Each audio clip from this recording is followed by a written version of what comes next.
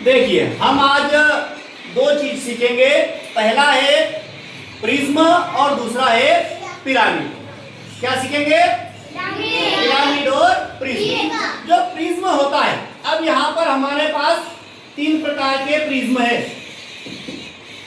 ये कितनी प्रकार के प्रिज्म है जो यहाँ पर चित्र में दिए गए हैं। सबसे पहला प्रिज्म है हमारे पास त्रिभुजाकार प्रिज्म। ये कौन सा प्रिज्म है? त्रिभुजाकार प्रिज्म। अब त्रिभुजाकार प्रिज्म है, इसमें हमको अगर फलक पूछे, क्या पूछे? तो फलक कैसे गिनेंगे? देखो बोलो, 1 2 3 4 5। कितने फलक है? 5। चलो ठीक है। दूसरा प्रिज्म इसमें हमको बताया वर्गाकार प्रिज्म। ये कौन सा प्रिज्म है? वर्गाकार प्रिज्म में हम जब फलक गिनेंगे तो फलक कितने होंगे? 6।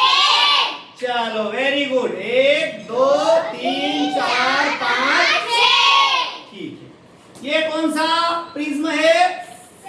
षटभुजाकार, मतलब जिसमें 6 भुजाएं हैं, 6 कोने हैं इसमें, ठीक है।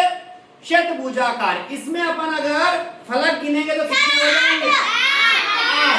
1 2 3 4 5 6 7 8। ठीक है, समझ में आया? चलो अब अपन थोड़ी बात इसकी कर लेते हैं, पिरामिड की। ये पिरामिड हमारे पास 3 प्रकार के पिरामिड भी है जो इसमें अपने को किताब में दिए हुए हैं। पहले पिरामिड का नाम है, क्या नाम है? त्रिभुजाकार पिरामिड। जो 3 भुजाओं, त्रिभुज पर बना है तो 3 भुजाकार या त्रिभुजाकार। दूसरा पिरामिड है वर्गाकार पिरामिड, जो वर्ग के ऊपर बना है। ये वर्ग दिख रहा है ना? है कि नहीं है? तो इस वर्ग से अपने को। और तीसरा पिरामिड है पंचभुजाकार। तो ये जो बेस है इसका, ये पंचभुज से बना हुआ। और बाकी फलक कैसे होते हैं? सभी फलक कैसे होते हैं इनके पिरामिड के?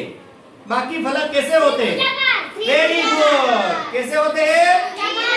बाकी सभी। और ये त्रिभुजाकार फलक कहाँ मिलते हैं? सभी एक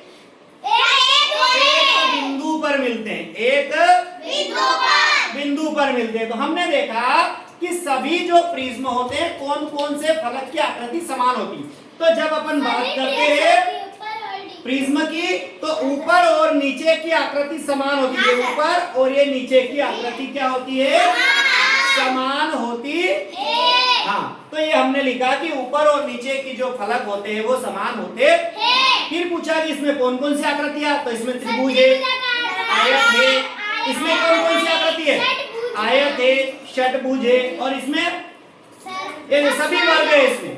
ठीक है, तो ये घन बन गया है ना।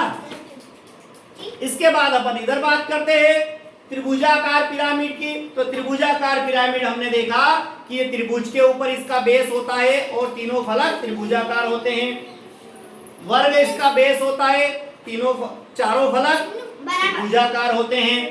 और इसमें क्या होता है? पंचभुज है, इसके ऊपर इसका बेस है और ये सभी फलक त्रिभुजाकार है।